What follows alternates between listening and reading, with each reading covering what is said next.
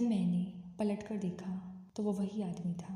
मैंने उससे पूछा कि हम जंगल में कैसे पहुँचे, तो उसने बताया जब मैं सो रही थी तो अचानक हमारी गाड़ी के सामने एक जानवर आ गया और उस जानवर को बचाते बचाते हमारी गाड़ी एक दरख्त से जा लगी और हमारी गाड़ी ख़राब हो गई।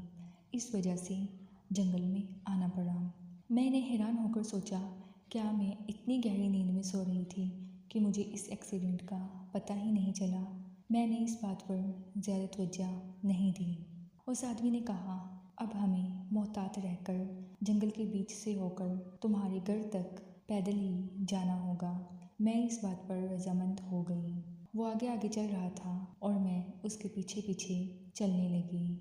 आसमान से बादल जा चुके थे और चांद निकल आया था। जैसे जैसे उस शख्स पर चांद की रोशनी पड़ रही थी, उस शख्स के हाथ और पाँव के नाखून बढ़ने लगे और वो इंसान से एक आदमखोर में तब्दील होना शुरू हो गया। मैं ये देखकर खौफज़दा हो गई और अपनी जान बचाने के लिए एक दरख्त के पीछे छुप गई। जब वो थोड़ी दूर जा चुका था, मैं वहाँ से भाग निकली।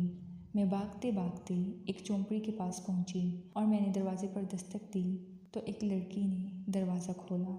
उस लड़की के बाल स्याह और आंखें सुनहरी थीं। मैं जल्दी से झोंपड़ी के अंदर दाखिल हुई और उस लड़की से दरवाज़ा बंद करने को कहा। मैंने इसे बताया कि इस जंगल में एक आदमखोर भेड़िया इंसान के रूप में घूम रहा है जो किसी भी वक्त यहाँ आ सकता है, इसलिए हमें कहीं छुपना होगा। हैरानी की बात यह थी कि ये सब सुनने के बाद उस लड़की के चेहरे पर खौफ की जगह एक अजीब सी मुस्कुराहट थी। थोड़ी देर बाद दरवाजे पर दस्तक हुई। मैंने उस लड़की को दरवाज़ा खोलने से मना कर दिया कि शायद वो आदमखोर भेड़िया होगा।